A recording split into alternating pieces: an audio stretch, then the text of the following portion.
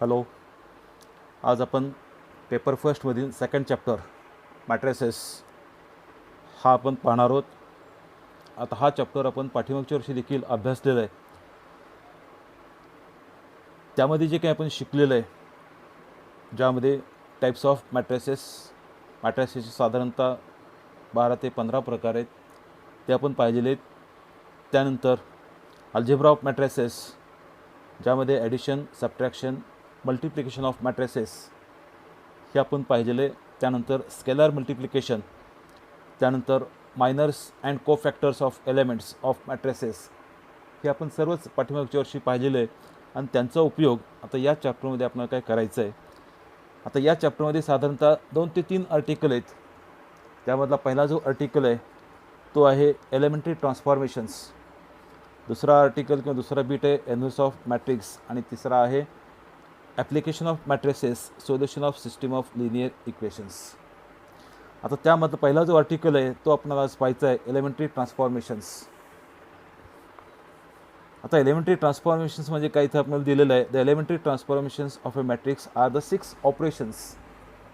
हे म्हणजे काय ऑपरेशन्स आहेत, त्यातले 3 जे आहेत, 3 of which are due to row and 3 of due to column. म्हणजे 3 ऑपरेशन हे कॉलमवरती यूज करायचे आहेत आणि 3 ऑपरेशन हे काय रोवरती यूज करायचे आहेत. त्यानुसार पहिला जो ऑपरेशन आहे तो आहे इंटरचेंज ऑफ एनी 2 रोज और एनी 2 कॉलम्स. सोपं आहे एकदम. म्हणजे काय, इफ वी इंटरचेंज द आयत रो, आयत म्हणजे काय आय नंबरचा रो, इफ वी इंटरचेंज आयत रो अँड jth रो, म्हणजेच आयत रो आणि jth रो या दोन्हींची अदलाबदल, इंटरचेंज म्हणजे काय अदलाबदल. This transformation is symbolically denoted by RIJ, इथं जे नाही उमटलेलं आहे, RIJ डबल ॲरो, किंवा यालाच काय असं लिहिलं जातं RI डबल ॲरो RJ और RIJ, दोन्हीपैकी एक.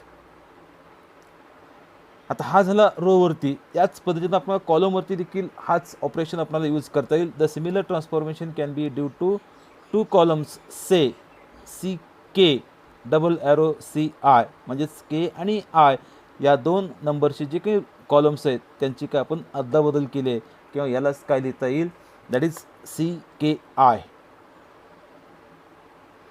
म्हणजेच ज्या 2 नंबरचे आपण रोज किंवा 2 नंबरचे कॉलम आपण इंटरचेंज करतोय, समजा आपण पहिला आणि दुसरा आपण समजा इंटरचेंज केला तर तो कसा लिहितो आपण, दॅट इज R12.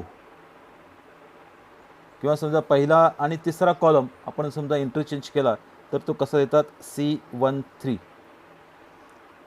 म्हणजेच दिलेल्या मॅट्रिक्समध्ये जे काही रोज आहेत आणि जे काही कॉलम्स आहेत त्या कॉलम्सची आपल्याला काय अदलाबदल करता येते. मग तो पहिला दुसरा रो असेल, किंवा दुसरा तिसरा रो असेल, किंवा पहिला तिसरा रो असेल. आणि त्याच पद्धतीनं कॉलमच्या बाबतीत पहिला दुसरा कॉलम असेल, किंवा दुसरा तिसरा कॉलम असेल, किंवा पहिला तिसरा कॉलम असेल. म्हणजेच एकंदरीत कुठल्याही 2 रोजची किंवा कुठल्याही 2 कॉलम्सची आपल्याला काय अदलाबदल करता येते. हा झाला आपला पहिला ट्रान्सफॉर्मेशन. म्हणजेच इथं 2 ऑपरेशन झाले, एक रोवरती आणि दुसरा कॉलमवरती. इथे एक्झाम्पल आपल्याला दिलेलं आहे. For example, if A is equal to 1 2 3 4 then R1 double arrow R2. आता याचा मिनिंग काय, दॅट इज R12, म्हणजेच interchange first and second row. आता इथं gives the new matrix, interchange केल्यानंतर म्हणजेच जो पहिला रो आहे तो काय होईल, दुसरा रो होईल, आणि जो दुसरा रो आहे तो काय होईल, पहिला रो होईल. आता इथं 1 2 हे हा काय पहिला रो आहे, आणि 3 4 हा काय दुसरा रो आहे. आता इथं हा आपण काय ऑपरेशन यूज केलं आहे R12, हा यूज केल्यानंतर नवीन मॅट्रिक्स जो येतो तो काय असेल, दुसऱ्याचा काय होईल पहिला, म्हणजे 3 4 हा काय होईल पहिला, त्यानुसार 3 4 पहिला होईल, आणि त्यानंतर 1 2 हा जो पहिला रो आहे तो काय होईल सेकंड रो. म्हणजेच R12 that is interchanging first and second row, we get the new matrix as 3 4 these are the elements of first row and 1 2 as the elements of second row. त्याच पद्धतीनं इथं आपण काय रोवरती यूज केलं आहे, इथं समजा कॉलमवरती यूज केला आपण C1 C2, म्हणजेच काय याचा मिनिंग काय, that is C12, that is interchanging first and second column. आता इथं हा फर्स्ट कॉलम त्याचे एलिमेंट आहेत 1 3 आणि सेकंड कॉलमचे एलिमेंट आहेत 2 4. आता ऑपरेशन कोणता यूज केला आपण, C12, म्हणजेच पहिला आणि दुसरा कॉलम काय इंटरचेंज करायचीच. त्यानुसार इंटरचेंज केल्यानंतर 2 4 जो सेकंड कॉलम होता दिलेल्या मॅट्रिक्समध्ये तो काय होईल फर्स्ट, आणि 1 3 जो फर्स्ट कॉलम होता तो काय होईल, that is second. Note that A is not equal to 3 4 1 2. Operation use केल्यानंतर जो मॅट्रिक्स येतो तो काय ए राहणार नाही आहे, तो काय असेल A equivalent to. A equivalent to लिहायचं त्याला, इथं ए इक्वल टू लिहायचा नाही आहे, तो काय असेल A equivalent to, that is 3 4 1 2. किंवा हा यूज केल्यानंतर ए इक्वॅलंट टू 2 1 4 3. इथं इक्वल टू साईन लिहायचं नाही आहे, हा काय होईल इक्वॅलंट टू. ऑपरेशन यूज केल्यानंतर हा काय होईल इक्वॅलंट. द सिम्बॉल, हा जो सिम्बॉल आहे हिला काय म्हणतात, इज इक्वॅलंट टू. ठीक आहे, हा झाला पहिला ऑपरेशन. आता पहिला ट्रान्सफॉर्मेशन ज्यामध्ये 2 ऑपरेशन्स आहेत, म्हणजेच काय कुठल्याही दिलेल्या मॅट्रिक्सची आपल्याला काय रोज आणि कॉलम्सची आपल्याला काय अदलाबदल करता येते. त्यानंतर second, multiplication of the elements of any row or column by a non zero scalar. इथं आपल्याला दिलं आहे if K is a non zero scalar and the row R I is to be multiplied by constant k, then we multiply every element of Ri by the constant k, and symbolically the transformation is denoted by k into Ri. आता हा लक्षात ठेवा, काय सोपं आहे, और Ri arrow k Ri, म्हणजेच second जो ट्रान्सफॉर्मेशन आहे तो कसा आहे म्हणलेला आपल्याला, म्हणजे दिलेल्या मॅट्रिक्सच्या कुठल्याही रोजला किंवा कुठल्याही कॉलम्सला आपणाला एखाद्या नॉन झिरो स्केलरनी मल्टिप्लाय करता येतो. We can multiply by a non zero scalar to any row और any column of a given matrix. Suppose if you multiply by K to the first row, then it can be written as that is k into r1. समजा आपण second कॉलमला multiply केलं केनी तर त्याला काय लिहिता येईल, k into c2. Now this is the second transformation. आता याच्यामध्ये परत 2 रोजसाठी आणि त्यानंतर दुसरा कॉलमसाठी. For example, if A is equal to 0 2 3 4, then R2 arrow 4 R2. याचा मिनिंग काय आला, R2च्या प्रत्येक एलिमेंटला काय 4ने मल्टिप्लाय करायचं आहे, किंवा सिम्पल याला काय लिहिता येईल 4R2. यालाच काय लिहिता येईल 4R2. आता हा ऑपरेशन याच्यावरती यूज केल्यानंतर ए इक्वॅलंट टू, आता याचा मिनिंग काय आला 4R2 म्हणजे काय, R2च्या प्रत्येक एलिमेंटला, R2चे एलिमेंट कोणते 3 आणि 4, त्याच्या प्रत्येक एलिमेंटला कशाने मल्टिप्लाय करायचं आहे 4ने, फक्त R2च्या. म्हणून फर्स्ट रोचे एलिमेंट ॲज इट इज आणि सेकंड रोच्या प्रत्येक एलिमेंटला 4ने मल्टिप्लाय केल्यानंतर 4 3 दॅट इज 12 आणि 4 4 जा 16. म्हणजेच ऑपरेशन ऑपरेट केल्यानंतर फक्त R2च्या एलिमेंटमध्ये हा का होईल बदल. Similarly, if any column of a matrix is to be multiplied by a constant, then multiply every element of the column by the constant and it is denoted by KCI. म्हणजे ज्या पद्धतीनं रोचा आणि त्याच पद्धतीनं कॉलमचा. फॉर एक्झाम्पल, समजा आपण second कॉलमला multiply केला एखाद्या कॉन्स्टंटनी, समजा कॉन्स्टंट आपण घेतला 4, किंवा समजा आपण कॉन्स्टंट घेतला आपण -2, दॅट इज -2 C2.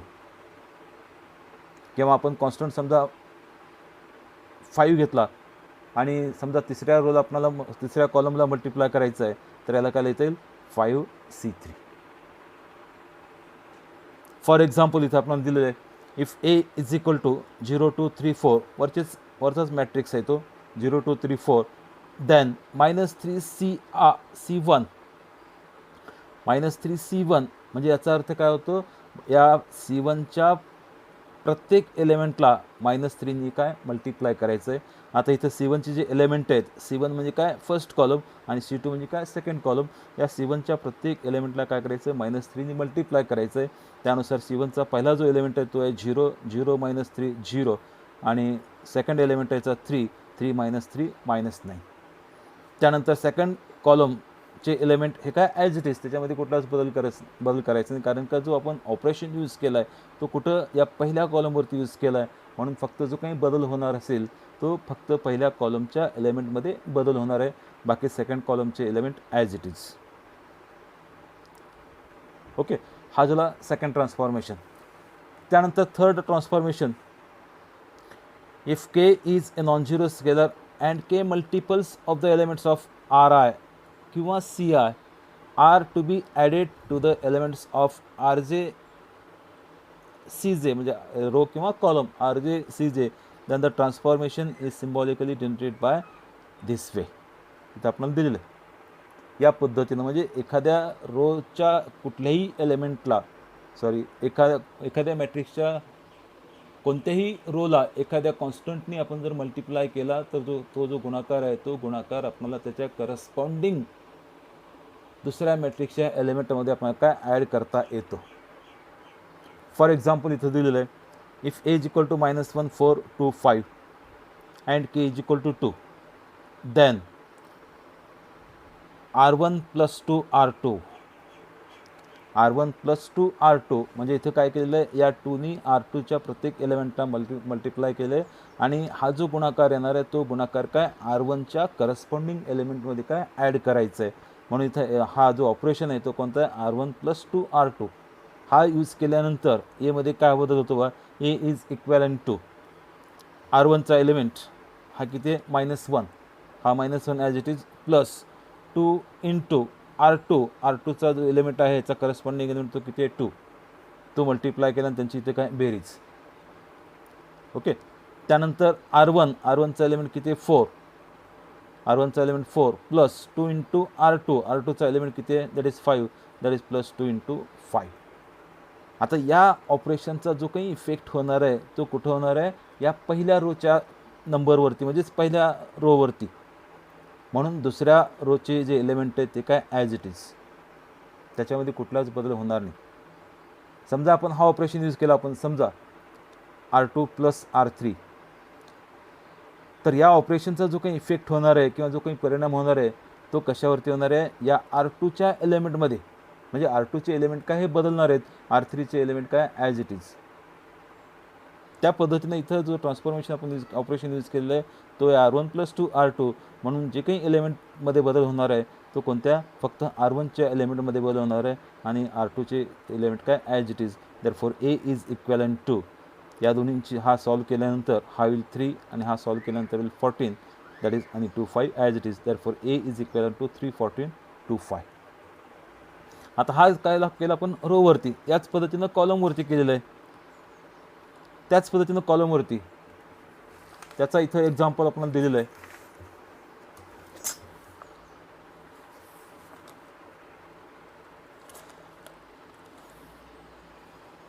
त्याच पद्धतीनं एक एक्झाम्पल इथं घेतलेलं आहे, if A is equal to, हा मॅट्रिक्स त्याचे एलिमेंट्स, आता याचा ऑर्डर किती आहे 2/2, 2 रोज आणि 2 कॉलम्स, म्हणून याचा order 2/2. Apply the transformation r1 double arrow r2 on A. आता याचा मिनिंग काय, r1 डबल ॲरो r2 म्हणजे काय, that is interchanging first and second row, म्हणजेच याला काय लिहिता येतं r12, म्हणजेच पहिल्या आणि दुसऱ्या रोचे जे काही एलिमेंट आहेत त्यांची काय अदलाबदल करायचे. त्यानुसार हा दिलेला matrix A is equal to 1 0 -1 3. आता हा ऑपरेशन यूज केल्यानंतर, म्हणजेच r12 हा ऑपरेशन यूज केल्यानंतर हा ए इक्वॅलंट टू, म्हणजेच जो r2 होता तो काय होईल r1 आणि जो r1 होता तो काय होईल r2. त्यानुसार ए इज इक्वॅलंट टू -1 3 1 0, म्हणजेच या ऑपरेशनमुळे एचे जे काही एलिमेंट येतील ते हे काय ए येतील. Therefore A is equivalent to -1 3 आणि 1 0. त्यानंतर इथं आणखीन एक एक्झाम्पल सॉल्व करून दिलेलं आहे, if A is equal to 1 0 2 2 3 4. इथं आपला कोणता transformation, apply the transformation C1 arrow C1 plus 2 C3. याचा मिनिंग काय असेल, that is C1 plus 2 C3. म्हणजेच पहिल्यांदा काय करायचं आहे, या नॉन झिरो स्केलरनी म्हणजेच 2नी पहिल्यांदा या C3च्या प्रत्येक एलिमेंटला मल्टिप्लाय करायचं आहे आणि आलेला जो काही गुणाकार आहे तो काय करायचा आहे, या C1च्या करस्पॉन्डिंग एलिमेंटमध्ये त्याला काय ॲड करायचं आहे. मग त्यानुसार पहिल्यांदा इथं आपण if A is equal to हे दिलेले एलिमेंट 1 0 2 2 3 4. आता हा यूज केल्यानंतर C1 + 2 C3. आता याचा जो काही इफेक्ट होणार आहे तो कुठंवरती होणार आहे, दॅट इज C1 वरती याचा इफेक्ट होणार आहे. C2 आणि C3 जे काही एलिमेंट आहेत ते काय ॲज इट इज राहणार आहेत. त्यानुसार ए इक्वेलन टू C1चा एलिमेंट 1 हा as it is plus 2 into C3चा एलिमेंट किती आहे 2. म्हणजेच हा C1चा element 1 as it is plus 2 आहे तसा C3चा एलिमेंट किती आहे 2. म्हणजेच C1चा पहिला एलिमेंट काय येईल 1 + 2 इंटू 2. त्यानंतर सेकंड आणि थर्ड कॉलम्सचे एलिमेंट काय ॲज इट इज. त्यानंतर परत तोच ऑपरेशन इथे आपल्याला यूज करायचा आहे. C1चा एलिमेंट किती आहे 2. त्यानुसार 2 + 2 इंटू C3चा एलिमेंट किती इथं 4. आणि सेकंड आणि थर्ड कॉलमचे एलिमेंट्स ॲज इट इज 3 4. हा सॉल्व केल्यानंतर हा होईल 5 0 2 ॲज इट इज. आणि हा सॉल्व केल्यानंतर येईल 10 3 4 ॲज इट इज. या पद्धतीनं आपल्याला काय ऑपरेशन्स यूज करायचे आहेत. त्यानंतर इथं आणखीन एक सॉल्ड एक्झाम्पल आपण दिलं आहे. If A is equal to 1 2 -1 3 -2 5. आता याचा ऑर्डर किती आहे, दॅट इज 2/3. आता हा 2 काय इंडिकेट करतो इथल्या रोची संख्या आणि 3 काय इंडिकेट करतो इथल्या कॉलमची संख्या. म्हणून या मॅट्रिक्स एचा जो ऑर्डर आहे तो किती आहे 2/3. आता इथं 2 ऑपरेशन्स आपण यूज करायचे आहेत. पहिल्यांदा ऑपरेशन कोणता यूज करायचं आहे, R1 डबल ॲरो R2. याचा मिनिंग काय होतो R12. म्हणजेच पहिल्या आणि दुसऱ्या रोची काय अदलाबदल करायची. अँड देन हा ट्रान्सफॉर्मेशन किंवा हा ऑपरेशन यूज केल्यानंतर पुढचा आपल्याला यूज करायचा आहे तो म्हणजे कोणता C1 + 2 C3. म्हणजेच हा यूज करायचा. पहिल्यांदा हा यूज करायचा आणि त्यानंतर हा यूज करायचा. आता इथे कसं केलेलं आहे बघ, ए हा आपल्याला दिलेला मॅट्रिक्स, त्याच्या पहिल्या रोचे एलिमेंट्स आहेत 1 2 -1. दुसऱ्या रोचे एलिमेंट्स आहेत 3 -2 5. आता पहिल्यांदा हा ऑपरेशन आपण यूज करू R12. याचं मिनिंग काय R12 म्हणजे काय पहिल्या आणि दुसऱ्या रोचे एलिमेंट्सची काय अदलाबदल करायचे. हा इथं अदलाबदल आपण केलेली आहे. म्हणजे R12 गिव्ज हा असा लिहायचा R12 gives A equivalent to दोन्ही फर्स्ट आणि सेकंड रोचे एलिमेंट्स काय इथं आपण इंटरचेंज केले. सेकंड रोचे एलिमेंट्स होते 3 -2 5. ते झाले इथं फर्स्ट रोचे. आणि फर्स्ट रोचे एलिमेंट्स होते 1 -2 1 2 -1. ते झाले इथं सेकंड रोचे एलिमेंट्स. म्हणून ए इक्वेलन टू 3 -2 5 आणि 1 2 -1. हा पहिला ट्रान्सफॉर्मेशन यूज केला आपण R12. त्यानंतर आपल्याला हा यूज करायचा आहे C1 + 2 C3. म्हणजे C1मध्ये 2 C3 काय ॲड करायचं आहे. त्यानुसार C1चा पहिला element 3 as it is plus 2 into C3चा एलिमेंट किती आहे 5.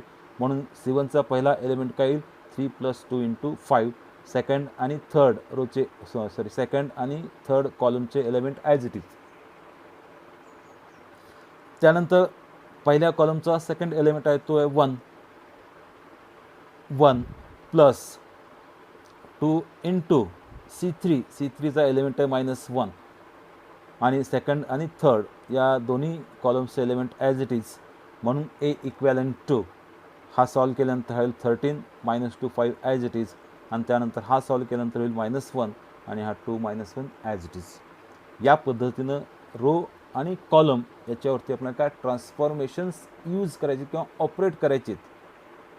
याच्यामध्ये महत्त्वाचं म्हणजे काय ट्रान्सफॉर्मेशन्स कसे ऑपरेट करायचे आणि कोणते ऑपरेट करायचे हे आपल्याला एलिमेंट बघून आपल्याला काय ठरवता येणं हा यामधला सगळ्यात महत्त्वाचा पार्ट.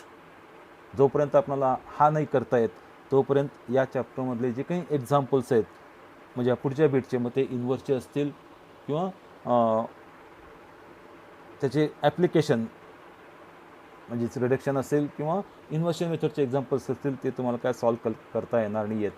म्हणून ऑपरेशन कोणता यूज करायचा एलिमेंट बघून हा तुम्हाला ठरवता येणं हा यामधला सगळ्यात महत्त्वाचा भाग. आता यामध्ये एक्झरसाइज आपल्याला दिलेत तो एक्झरसाइज आपण सॉल्व करूत.